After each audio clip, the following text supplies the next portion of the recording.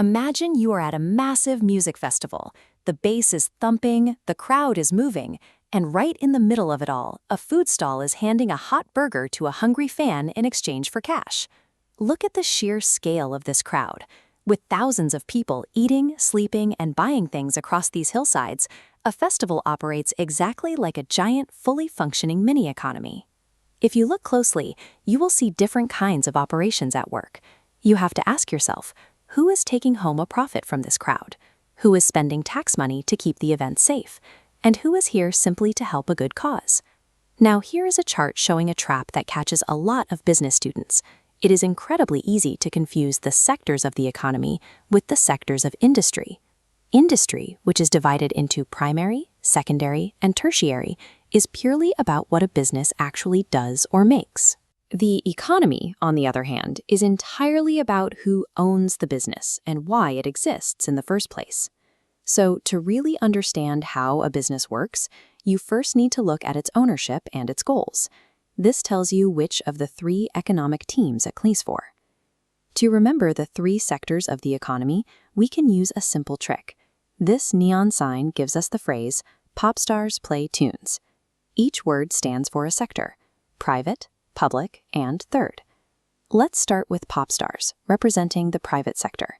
At our festival, this might be the Bustle's food van, or back in town, a local newsagent like you see here, selling snacks and magazines. These businesses are entirely owned and controlled by private individuals. Private ownership has three main structures: a sole trader owned by one person, a partnership of up to 20 people, or a private limited company selling shares.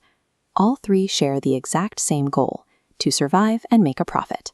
That profit is what allows them to grow, invest in new opportunities, and pay back their owners. Without making more money than they spend, a private business cannot exist. Now let's walk out to the perimeter of the festival and look at the play part of our phrase. This stands for the public sector. Looking at this photograph, we see uniformed police officers managing the crowds and medical staff loading an ambulance. Unlike the burger stand, these organizations are managed and controlled by the national or local government. They are not there to make a profit. Instead, they are funded by the taxes collected from citizens. Their entire objective is to provide essential services to the public, promote social welfare, and make sure everyone stays safe. The public sector guarantees healthcare, it funds public education, and it provides national defense, things that a society needs to function, but that a profit-driven business might not provide fairly. Finally, we come to the awareness tents and the eco-cleanup crews. This brings us to tunes, representing the third sector. As you see by the sign on this local shop, the third sector is made up of charities, voluntary organizations, and social enterprises. These groups are typically set up by volunteers. To keep operating, they rely heavily on donations, grants, and people giving up their free time. Their primary goal is driven entirely by social or environmental causes. They aim to raise awareness and gather funds to fix a problem, rather than making a personal profit for an owner. You can think of the third sector as the social conscience of the economy. They provide support for specific communities and causes where neither private businesses nor the government can fully reach. This chart brings all three pieces together: private, aiming for profit; public, providing a service; and third, supporting a cause.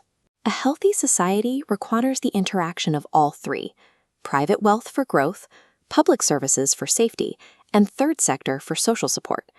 So when you sit down for your exam, just think back to the festival and remember the phrase, "Pop stars play tunes."